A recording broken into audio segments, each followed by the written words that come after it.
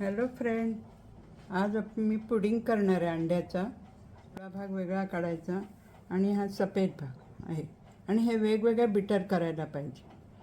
तसंच ते अंड्याचा वास येतो म्हणून त्याच्यावर ही दालचिनीची पावडर आहे आणि हा जायफळाची पावडर आहे. हे जरा जास्त घालायला पाहिजे कारण अंड्याचा मग वास येणार नाही. हे दूध मी गरम केलं आहे, हे गरम केलं आहे दूध आणि पाव हा तुकडे करून बारीक तुकडे करून घालायचा. हा एक पाव आहे आणि हा दुसरा आहे. समजा दूध एकदम जरा गच्च झालं पाहिजे, जे घट्ट कसं झालं पाहिजे.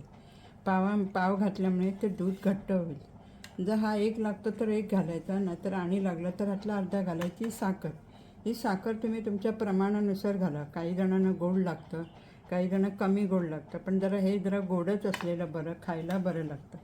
हे पाव आता याच्यात घातल्यानंतर फुगल्यानंतर मी तुम्हाला पुन्हा व्हिडिओ दाखवेन.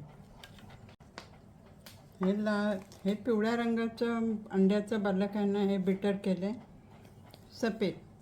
हे आता दूध हे गरम आहे, थंड झाल्यानंतर मिक्स करायचं. हे गरम दुधात हा सगळा पाव, आता ब्रेड आहे तो घालायला पाहिजे. आणि सगळं साखर घातले, साखर विरघळल्यानंतर हा ब्रेड घालायचा बारीक तुकडे करून.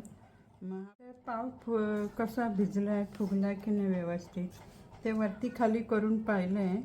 पाव जरा बराच नरम झाला आहे, दूध शोषून घेतलं आहे, त्यामुळे पावाची जाडी पण वाढली आणि खाली साखर होती ती विरघळली. येतं एकसारखं व्हायला पाहिजे ना. हा पाव कुठे जाड आहे कुठे कमी आहे, ते एकसारखं होण्यासाठी मी हे जरा मिक्सरला घालते. मिक्सरला एकदा फिरवून काढायचं.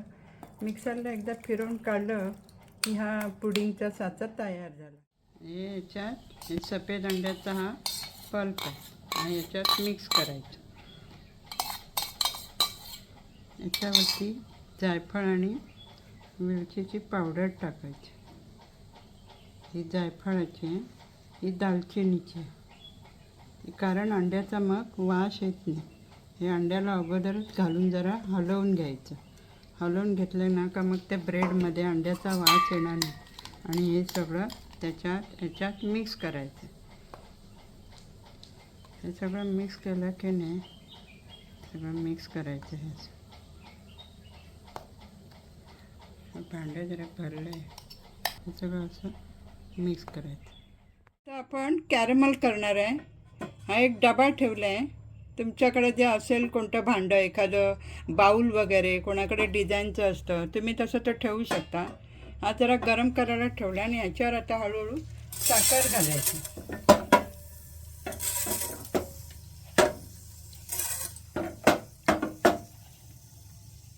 आणि हे थंड झालं की नाही आणि मग त्याच्यात ते केकाचं मिश्रण, पुडिंगचं मिश्रण ओतायचं. आज जरा काय झालं, जरा हे जळलं आहे, असं जळायला देऊ नका. बसावी लवकर लवकर परतायला हलवायला पाहिजे, नाहीतर हे आता याच्यात आयसिंग केलं आहे. याच्यात हे थोडं प्रमाणात ओतायचं, परत याच्यात थोडं ओतायचं. तर तेवढं ह्याची आहे पुडिंग जरा जास्तच राहत आहे ना, याच्यात जरा घालून टाकते राहणार आहे.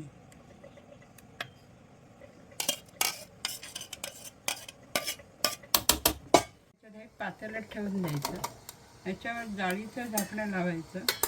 जाळीचं झाकणं, मग हा दुसरा डबा ठेवायचा आणि मग ह्याच्यावरती हे झाकण लावून बंद करायचं.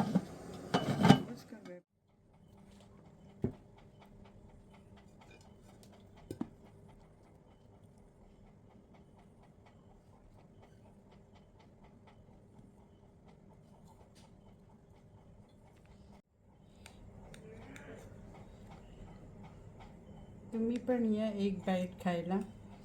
आमच्या इथे याला पुडिंग म्हणतात, तुमच्याकडे काय म्हणतात ते मला जरूर सांगा. आज जरा बरा झाला, खाऊन बघा.